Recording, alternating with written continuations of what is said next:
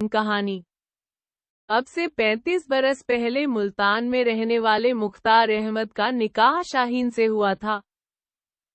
निकाह के बाद शाहीन 9 बार गर्भवती हुई, लेकिन हर बार उनका गर्भपात हो गया।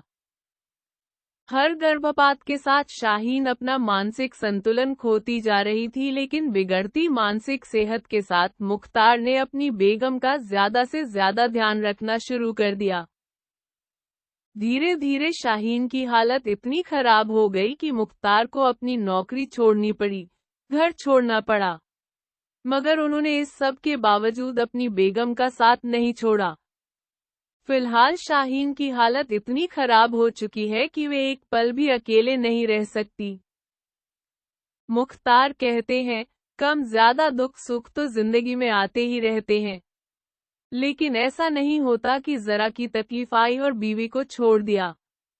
इनको घर पर रखने की बात करना ठीक वैसे ही जैसे सूरज को यह बोलना कि इधर से नहीं उधर से निकलो, ये मेरे बगैर नहीं रह सकती। बच्चों की वजह से इन्होंने बहुत चिंता की। जब आखिरी बच्चा खराब हुआ तो वह पूरे 9 महीने 4 दिन का होने के बाद खराब हुआ। उस बात इन्हें बहुत बड़ा झटका लगा।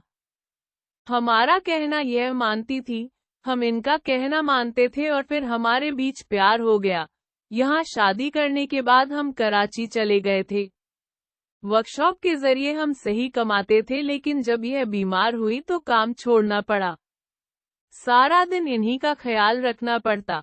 कभी रोटी देनी है, कभी दवाई देनी है, कभी तेल लगाना है, कंघा करना है, सुरमा लगाना है, कपड़े धोने हैं, खाना पकाना है।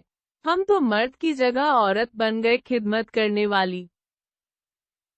अल्लाह ने मुझे लाखों में एक बीवी दी है।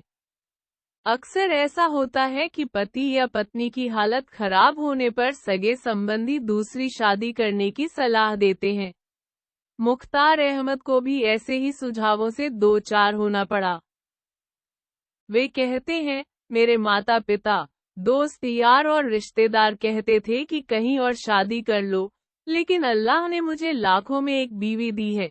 जब कभी कोई बच्चा खराब होता था और डॉक्टर इनके इंजेक्शन लगाते थे तो मुझे बुलाते थे कि बड़े मियाँ आओ, आपकी लड़की होश में आ गई है। ये अपनी उम्र से 20 साल छोटी लगती है।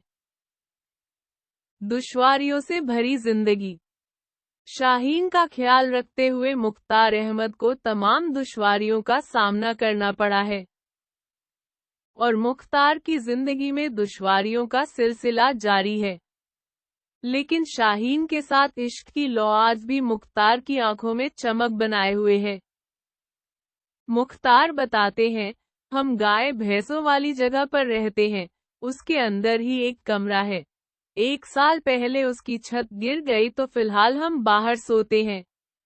हमारे पास 2 चारपाइयां हैं, एक पर सामान रखा रहता है और दूसरी पर हम सोते हैं। अगर बारिश आ जाती है तो अपने ऊपर कोई छप्पर ले लेते हैं। हम कपड़े पहनकर ही नहाते हैं क्योंकि हमारे पास कपड़े उतारने की कोई जगह नहीं है। ऊपर वाले की दया से वक्त गुजर गया, अब सर्दियां जाने वाली हैं।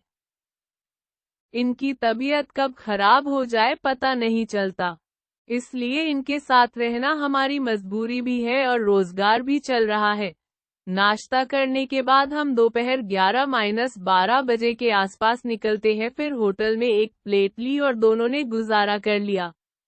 अगर हमारा खर्चा 300 रुपए है तो हम 400 रुपए कमाकर घर बैठ जाते हैं।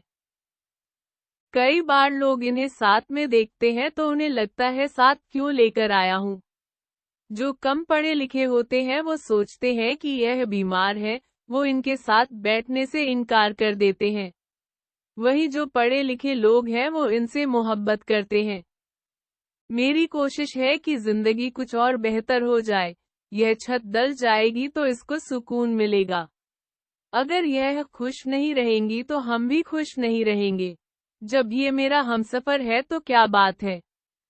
शाहीन की हालत इतनी खराब है कि वे सामान्य बातों पर भी अपनी प्रतिक्रिया नहीं दे पाती हैं, लेकिन मुख्तार उनकी हर तकलीफ को समझ लेते हैं।